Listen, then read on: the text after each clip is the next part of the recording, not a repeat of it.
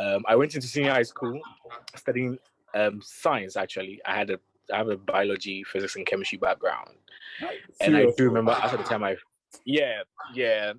did science, and I do remember after the time I had completed senior high school, I was like, I to be quite honest, engineering is not a thing that I want to do. I'm looking at the other science courses. I was like, no, I'm not a thing I want to do. And I had watched this movie called Boss Baby. It was a cartoon. Yes, I know. And exactly. I told my accounting teacher the same story, and she was nuts. The whole time she was laughing in her office. But Boss Baby is the reason why I went to business school. Boss Baby is the reason why I did accounting. And Boss Baby is the reason why I'm here now. So yep, that is it for me. But, so welcome everyone again to the Doers Within Us podcast. I'm Jacob Fortune, the host of this podcast. This is a continuation of our collaboration with the African Diaspora Network, and we are profiling some amazing entrepreneurs. So far, we have done 9 entrepreneurs within the Builders of Africa's Future program. And I'm honored and simply excited to be a part of this conversation. I don't think this is going to be an episode conversation because I have some 2 amazing West African brothers here who are representing. To be fair, this is the first set of entrepreneurs within the program that are from West Africa. So just a little bit biased because I'm from Cameroon. But Victor, go West, yeah. But go ahead, Victor and Dela from Entofarms are here to share their stories as part of our part of profiling these entrepreneurs. So I'm really excited. Thank you, Victor, for being here. Thank you, Dela, for being here. So for us to open up, Dela, you might start with Victor, please. Just tell us a little bit about how your experience was like growing up and your child experience. And please go ahead. Okay. Victor. It's a pleasure being on this podcast. I always listen to this sort of podcast, to get some inspiration and learn what other entrepreneurs are doing, and I'm finally on one. Yes. Just a little bit about me. I had a pretty ordinary childhood. Grew up with both parents. Went to a private school all my life, from primary to senior high school. But when it was time for me to go to the university, I decided that let me try something new. Let me just go to a public university, to gain that exposure. And I guess it was a right decision because I got to meet my co-founder, Theophilus Dela. Yeah. So I think that's pretty much it about me, my childhood, my background. Yeah. And just to follow up, so did you grow up in Accra? Sure. I'm a city boy. I've literally grown up in Accra all my life. Yeah. In terms of my school education and stuff like that, I'll say maybe a B student. Nothing out of the ordinary. But for a kid, I'll say I was quite creative. My imagination was always running wild. People around me thought I was going to be like this mad scientist or inventor or something like that. But as time went on, I decided that no, business is for me. So I think when I was about 16 years, that's when I discovered my passion for entrepreneurship. I started out with these small business ventures, reselling stuff here and there, and it was going well.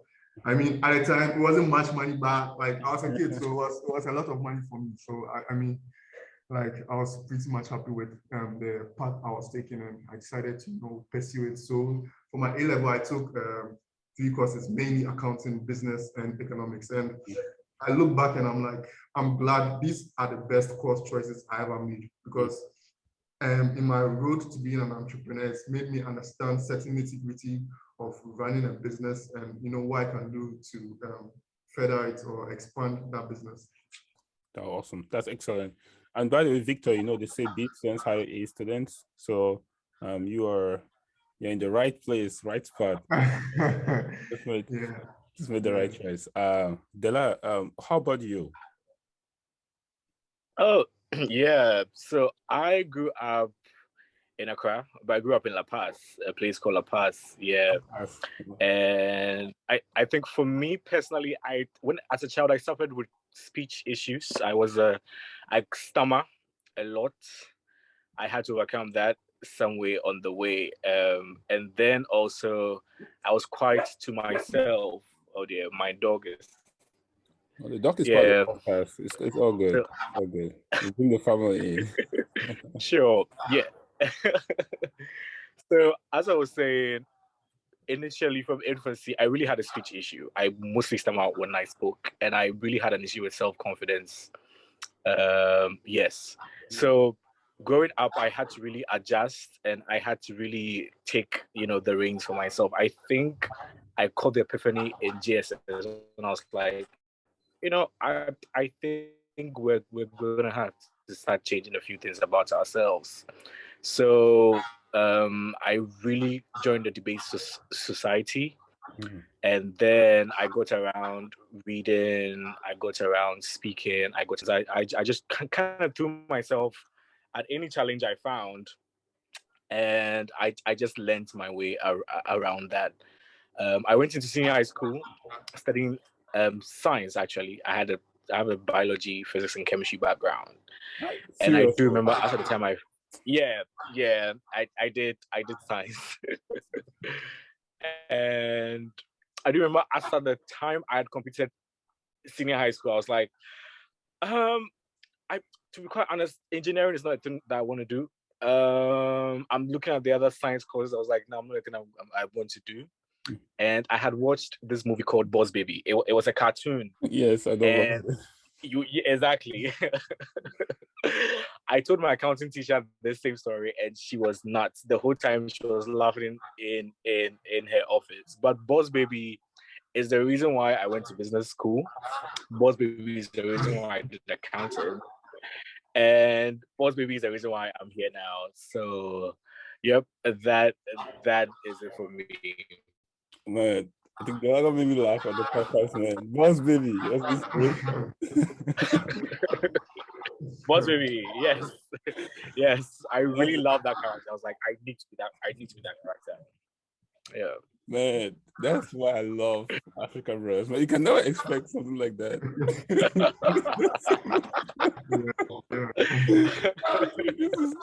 This is so unexpected. It is so unexpected.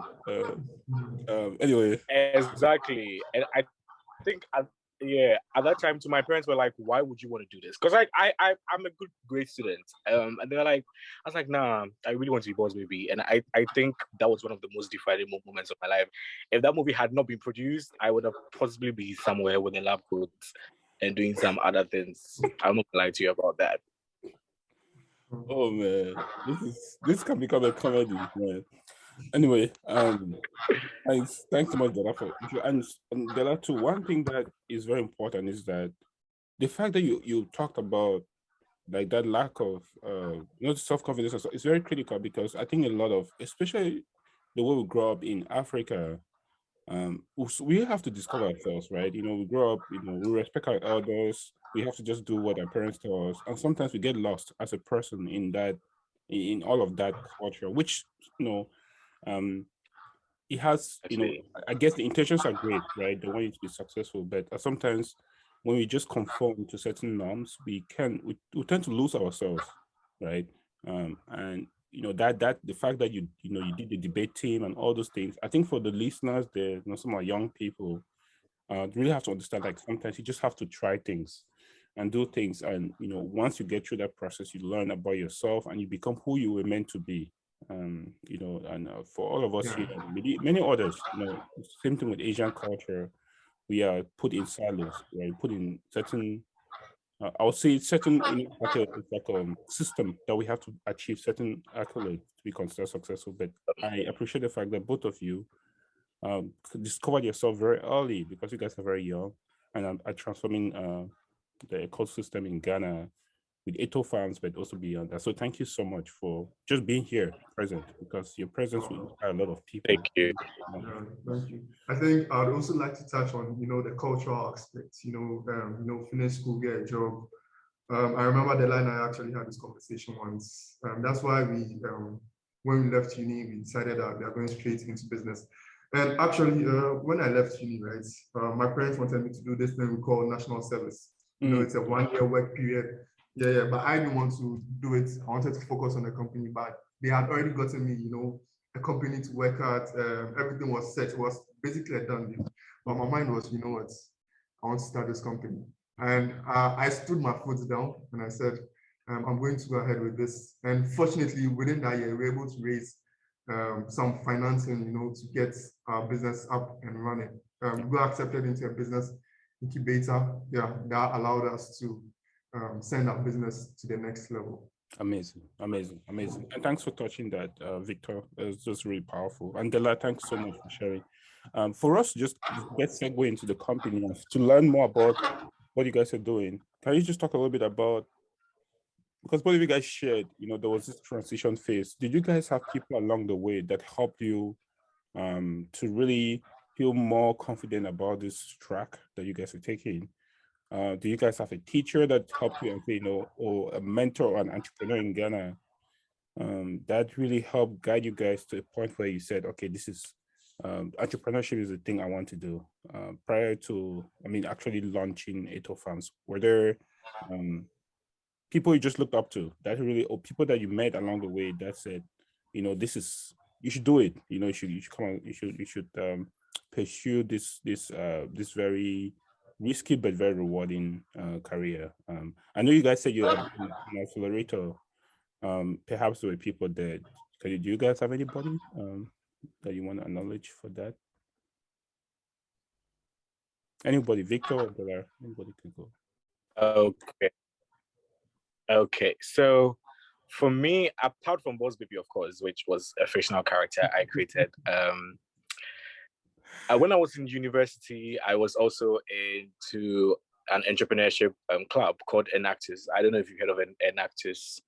And one of the reasons why I joined Enactus was, most importantly, was because coming from a science background, I needed to be in the space of business or understand how it operates so that it can guide my thought process. And through Enactus, I met quite a lot of wonderful people and people who were also creating their own businesses. Talking about Mawina for Biddy Green, I am Matthias for Aquafresh, and then I also got to meet a very important figure who is a mentor for me right now, Kweko Sesapon.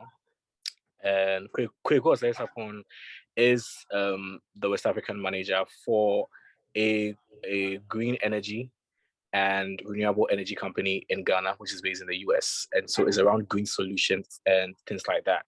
And it's a startup that has been in operation for close to 9 years.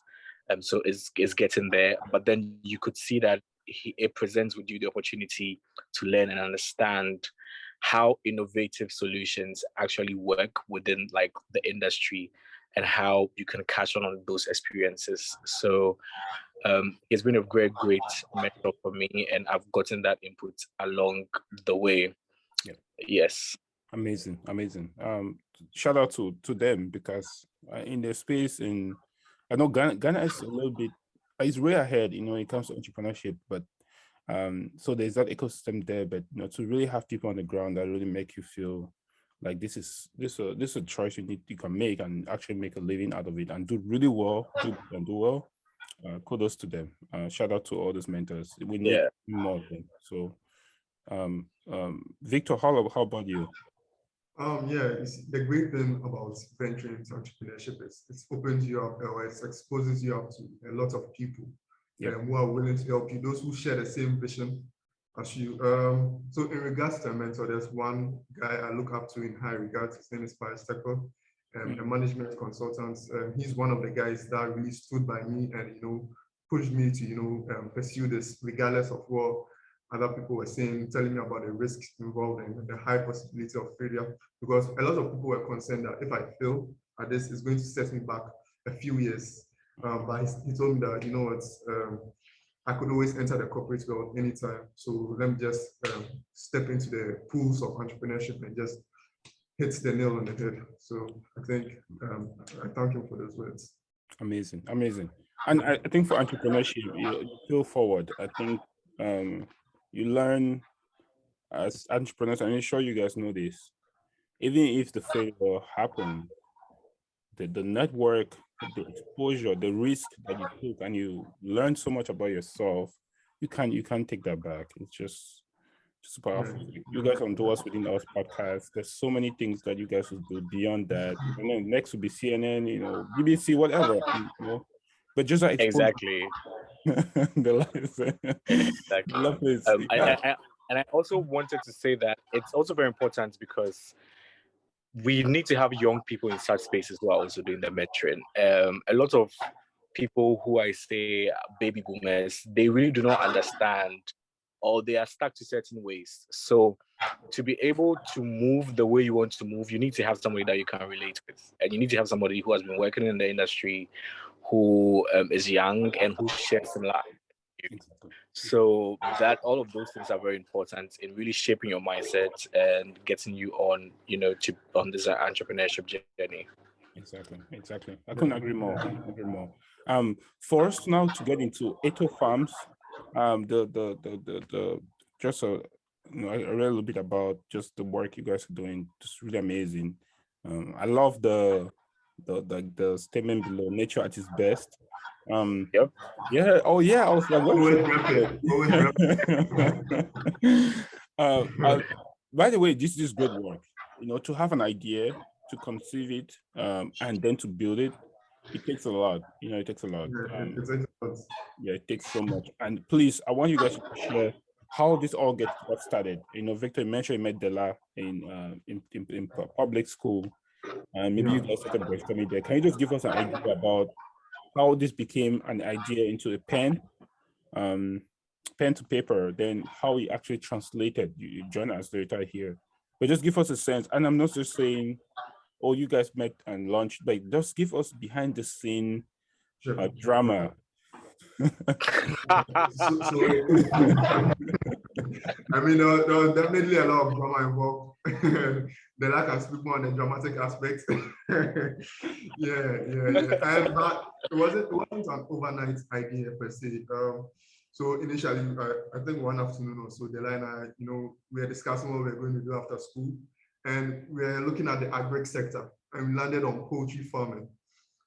So we said, okay, what the hell, let's just give this a try. So we started out with poultry farming, but we quickly realized that the cost involved in running the farm is detrimental. Like the trajectory we're taking was essentially going to collapse us. Yes. But we didn't want that situation. We wanted to remain competitive in the markets. Yep. So we decided to research ways in which we could reduce our cost. Because if you have any experience in farming livestock of any sort, you realize that 70% of the costs goes into feeding the livestock. So we realized that if we could reduce this feed cost, then we could compete against the foreign imports coming into the country. So it took a while, but we researched into ways that we could reduce this cost, and we came across using insects to reduce the costs. So we tested the feasibility. We're like, oh, okay, we set up a small facility, produced a few insects here and there, and then we fed it to some of the livestock we had, and it was working well. Now the issue was with scaling. How are we going to scale this? So first of all, we went to one of the national research institutes, and they are known as CSIR, Council for Scientific and Industrial Research. We went for some training. They trained us well, so we were able to scale the operations within there. After a few months of operations, we decided that no, let's apply to get into a business incubator. And the moment we did that, we went to business school, all right, but then this incubator allowed us, to touch on the practical aspects of running a business. So it exposed us to a lot of things. We conducted some market research, solid market research that allowed us to, realize the real potential of the business. That's when we saw that, no, we got something here. Yep. So we started pushing on, yeah.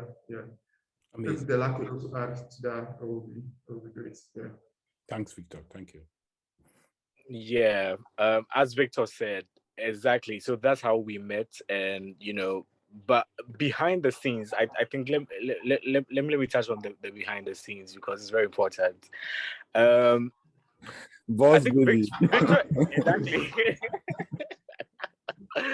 Yeah. um, so the Sorry, thing man. is, when you're building and you're with somebody, you definitely need to come into recognition that you are two very different personalities, but then you are working together to achieve something. And I there know where is this that is push going. and pull. There is that push and pull and sacrifices and tolerance that you have to make, because if you don't do that, you don't have a headway. Yep. And I think that for Victor and I, the thing that makes it quite interesting is we mostly take things light-hearted, and then in addition to that, we can talk through anything. I think so. So no matter what it is, even if we're on different pages, we just have to talk through it, and we have to make sure those things are in order. And I think one of the main areas where we were put to test was when we entered in for the circular economy competition that was held in Ghana, of which we won. So that competition was quite a roller coaster for us because we had started quite young, but then we clearly identified the funding was quite an issue. So we needed to make sure we were in those spaces for that funding. And right from the get-go, I and Victor were liaising almost on every single thing, on every single minute thing, right from pitching down to conversations around scaling, and even to the final day. We literally stuck with each other and made sure that we did this and executed it as we had. And the thing too that's quite remarkable is we do have a very quite similar understanding of where we want to go and how we want to go there. Mhm. Yes. Exactly. I know. I love this episode primarily because the fact that both founders are here to testify. Or the co-founders are here to testify that this teamwork, especially in early stage companies, can go really bad. At the same time, it can go really well, and it can create a lot of impact. And the fact that you mentioned that, Dela, like you guys can talk through things, is really important. We had actually one of your colleagues yesterday on the podcast, and she mentioned this incredible book about the 5 dysfunctions of a team. And one of the main things that the book she recommended, and the thing that she mentioned, the 5 dysfunction, you said like lack of trust, intimidation, and fear, lack of accountability and commitment. And I'm trying to forget the last one, but trust was very critical in all of this, right? You can communicate through challenges, because without trust, you don't even know how to tell whether you are, you feel like you can do this, right? And you are honest with yourself to begin with, and to your co-founders. But I think this is so important. As amazing as it can be to build great companies, behind the scene is where things happen, right? When the lights are not there, and if people don't get along, it's not healthy for anybody. But at the same time, it's not perfect, right? People have to work through things, and that you mentioned clearly. So I think these are the things that we have to be honest about, and hopefully this medium that I'm trying to use as a podcast is to help highlight some of these real challenges that people should not get so excited about startups. They should also understand like these are things we need to address. All the I think they're laughing. Oh, just one more thing I need to add. I have a very nice landlady here, and she told me something that is still in my head. And she said it's easier to find a spouse than a colleague you can work with.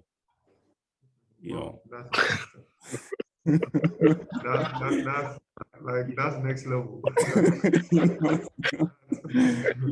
And yes, and my head has been wrapping around that thing. I'm like, gosh, it's really hard to find someone to build something with, especially company. It's really hard. When I think about the founders I've been exposed to and the people I'm learning from you guys.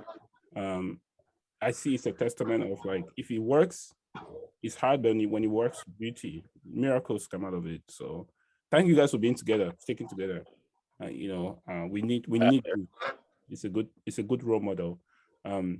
So just let's what is the plan now? Do you guys have any plans on how you guys can execute some of the things you're already doing? Any 6 months plan, quarter plan, and also how can people help engage with you guys to support or come in as part as investors, or potentially how can people reach out to you to become customers as well? Any thoughts with regards to that in your 1-year plan or 2-year plan? Okay, let me take the first part of this and maybe I'll just follow up. So in terms of our plans, so we are currently executing our 3rd-year plan, and we are seeking to expand our current capacity from 6 tons a year to about 124 tons by the end of this year, hopefully, because we just raised some financing, grant financing. So the moment it comes in, we are going to work on scaling the facility and scaling our operations generally. And in regards to meeting up with us, we have a website, yet to work on that, still working on that. So unfortunately, I can't exactly put out the domain name, but we also have an Instagram page, which is managed by Theophilus, where you could find our contacts and stuff on, and LinkedIn page. So Dela, touch on the social medias. Yeah, so again, just again on what we're working on, I also think it's quite important to mention that circular economy is something that is not often adaptable in the African space. And so a really huge part of what our mission is to make sure that people know that you can turn out waste and make it into something that is profitable for you, whether it's in agriculture or anything like that. So creating impact in that direction and changing the minds of people to is something that we're very, very keen on. And then secondly, so far as partners are concerned, we're really open to investors and people or clients that really have, that we resonate so that we can work with them. You can find us on social media at Entofarms on Instagram, Entofarms on Facebook, and Entofarms Ghana on LinkedIn. You can easily reach us, and then you could see who we are, and we could share with you, building and moving together. Amazing. Yeah, and I'll add the links in the description as well so that people can look verified as well. Thank you guys so much. Now this is the inspirational part of the podcast. I'm gonna ask questions like, what has been kind of the ups that you guys have experienced, and what has been some of the downs that you guys have experienced? What has been the best advice you received? And just some interesting fun facts so that people can really get to know you a little bit better. So, I mean, Dela, I can start with you. How can you just please share what has been the greatest high or the greatest low? You can pick one. We don't need to know the low. In my life? In my personal life? No, we're not going too personal. I mean, in this journey for entrepreneurship, I'm asking this question because I'm trying to understand the inflection points, a point where you realize that, no, this is something I should push, I should go ahead. Not necessarily a success that you just felt good about yourself, but a success that made you realize that this impact is beyond you, right? Because I think one of the things that hopefully I can see both of you guys doing is your next generation should take over Entofarms, or a version of it, right? This is a legacy they're building. It's not just a company. And I think that's what I want.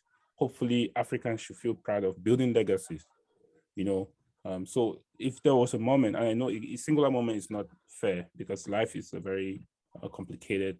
Yeah. But please, Dela, do you have a moment?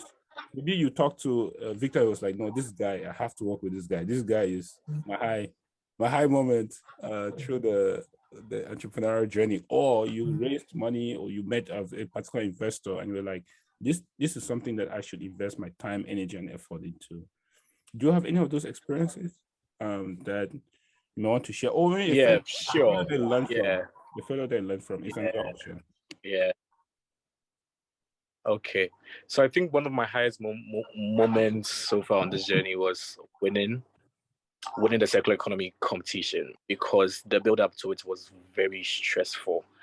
We were in the studios, we closed around 9-12. I'll get home very late to just move again and work on it. The scrutiny that came with it too was very, very interesting. So that was quite one of my highest moments. where I was like, oh, you know what, this thing has got to be great, and like this thing has got to move ahead. From my lowest moments, I don't think I have one on the top of my head. Maybe it's because, you know, I've been put on, but I think one of my lowest moments would be, sorry, yeah, I just can't. I just can't get one. No, that's all good. I think at the end of the day too, I think what I was hoping was to have, I mean, the highs. You know, and you know, there's a great saying that success should not get to your head, but failure shouldn't get to your heart as well. Exactly. Right. Exactly. And either of them works. You don't need both. I mean, failure is not a prerequisite for success, right? You can avoid failure. Yeah. So thanks for sharing that. I think it's worthwhile. Just I think I'd like to start with my lowest moments. You know, one difficult thing of running a business is working with people. Because I mean, especially in the part of the world that we are in, you'll find out that it's quite difficult to work with your fellow Africans. Yes. Because, you know, that loyalty or that respect isn't really there. They seem to do what they want to do and not what you tell them to do it. And one of the most irritating stuff is that they do it when they want to. So you realize that if you have tight deadlines to meet, it's quite difficult to work with people. Like, so I mean that brings me to something an uncle of mine told me, a dad's friend. He told me that fire until you hire right.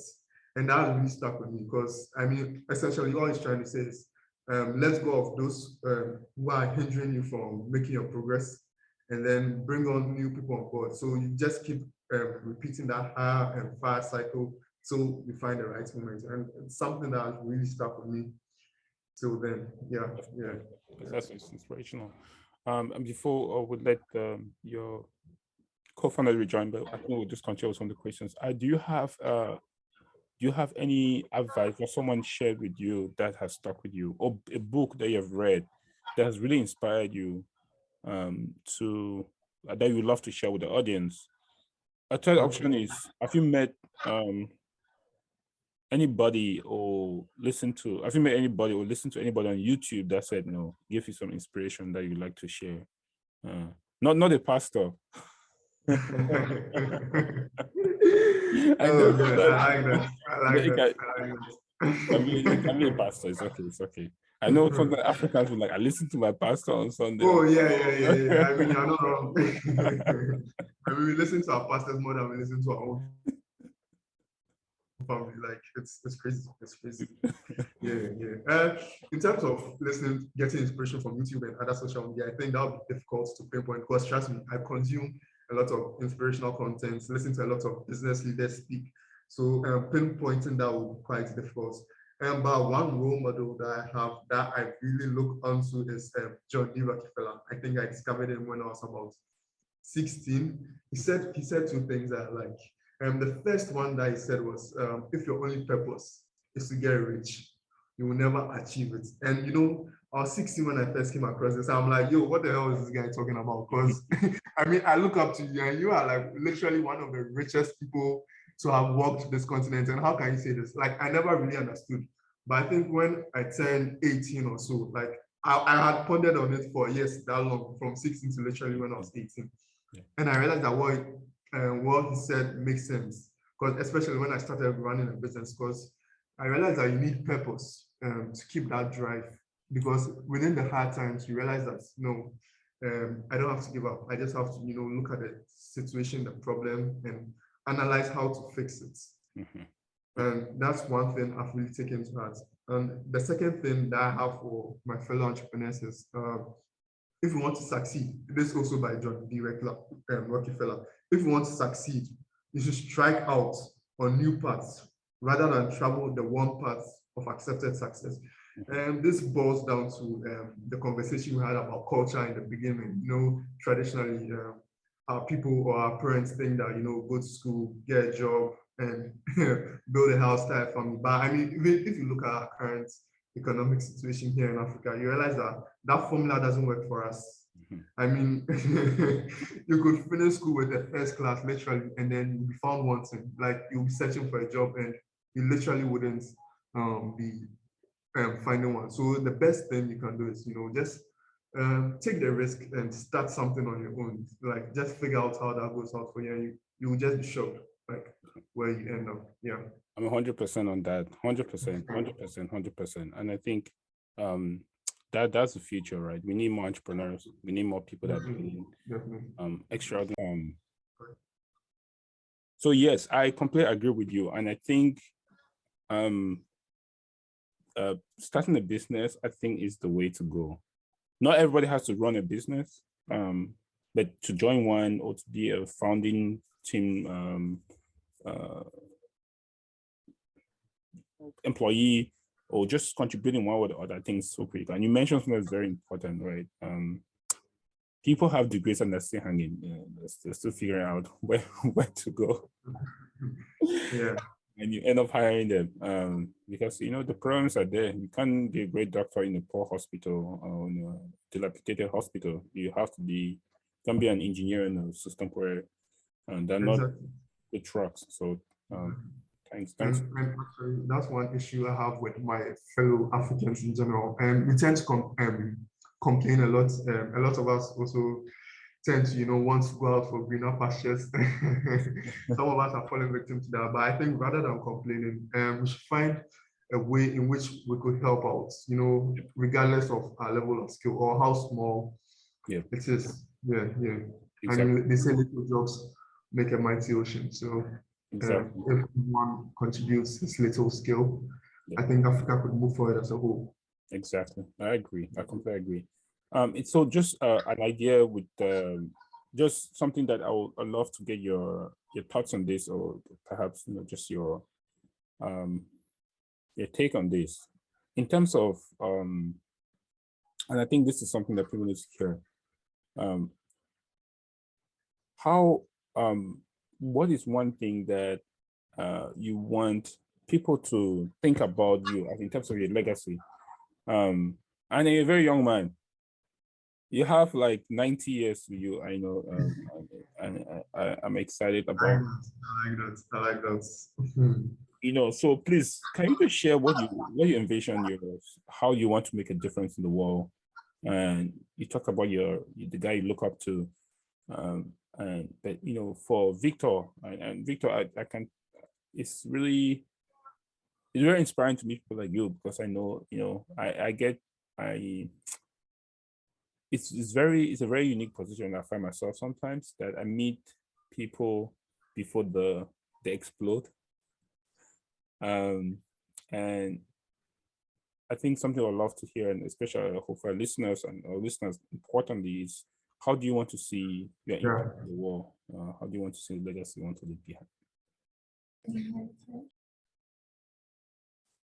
I like the question you asked about legacy and everything. I'll actually like to share a legacy with John D. Rockefeller. One thing I really aspire to be is a change maker. I want to be looked up as that guy, who led a certain industry, inspired many people to start a business. That's what I want for myself. I want to be a change maker. Amazing. I mean, and that's powerful. I think, I don't know if your co-founder will be able to join again, but since we are on a specific timeline here, I really, really want to thank Dela for giving us a little bit of a few laughs from his take on as a team. I mean, that's actually one of the joys in working with him. He's a crazy guy, and there's no doubt about that. So he keeps the fire. I mean, in their professional and personal relationship. Yeah. Definitely. I wish you have I had a colleague like that. I would laugh so hard. It's so funny. No, continue to please continue doing what you're doing. Continue transforming the workspace, transforming the industry that you guys are building. As always, as entrepreneurs encourage others, we hope to encourage you to keep at it. And please, yes, if there's any way you can come back to this episode, and say, okay, this episode should give me the fire to give on fire. I hope that is one of the roles that this episode plays, to remind you of the fact that now you're on the spotlight. You're not just doing this for yourself or for Ghana, you're doing this for Africa, and you're doing it for the world. So it's a God-given struggle, but at the same time, it's a great opportunity to leverage and show the world what you're made of. So I really want to thank you. As young as you guys both are, you guys are taking on big challenges, and I think I'll be here to support any way I can, and with the African Diaspora Network, be here to guide. Hopefully, be there for you guys when things go down or when things go really up. Either way, it is a journey, and we're all with you on this journey. So thank you so much, Victor. Yeah. Thank you to Jacob. Thank you. It's really been enlightening speaking with you. I like that you are giving entrepreneurs a platform to share their experiences that could impact other entrepreneurs. Definitely. To our listeners, so this is Victor from Entofarms. Dela had joined earlier. Unfortunately, he had an important business call. But just a pleasure to have both of them. And we'll see you guys in the next episode. Thanks again, Victor. Yeah, thank you too. Thank you too.